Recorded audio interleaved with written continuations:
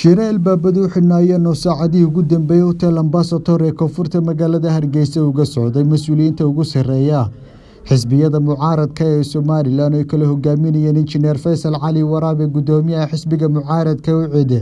Dr. Cabdiraxmaan Maxamed Abdillaahi Cirro gudoomiyaha xisbiga mucaaradka ee wadani iyo gudidii iyagu isku xilqaamay dhexdhexaadinta khilaafka siyaasadeed ee u dhaxeeya madaxweynaha iyo xisbiyada mucaaradka ayaa kulankaas albaabadu u xidhnaayeen isla markaana warbaahintu dibad joog ka ahayd markii uu soo dhamaaday waxa warbaahinta la hadlay gudoomiyaha xisbiga mucaaradka ee UCD Injineer Faysal Cali Waraabe oo sheegay waxa weeye ogtiin gudidan dhexdhexaadinta oo ugu yeero gudida badbaadada qaranka aan ugu yeero ayaanu u xog waraminay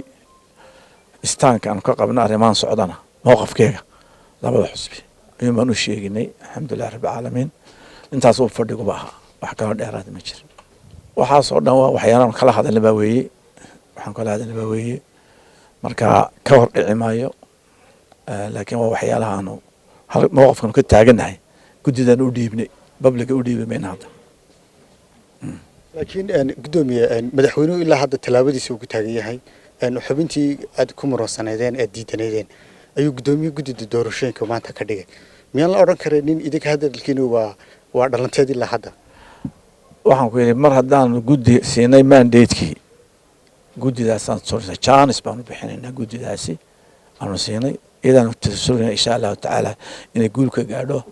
oo wax khayr qaba ay noo keentay insha Allah taala inta laga bad ka qabto raxmada Ilaahay laga maqanco yaa laga maqanco alxamdulillah kulankan ayaa noqonaya tan iyo markay labada dhinac ay kalsoonida siiyeen ergada isku xilqaantay dhexdhexaadinta khilaafka siyaasadeed ee labada dhinac u dhaxeeya kii koobaad ee la yeeshan xisbiyada mucaaradka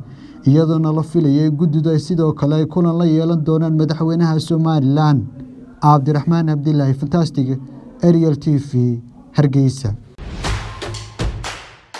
adeega cusub ee shirkadda Dahabshiil iyo Dahab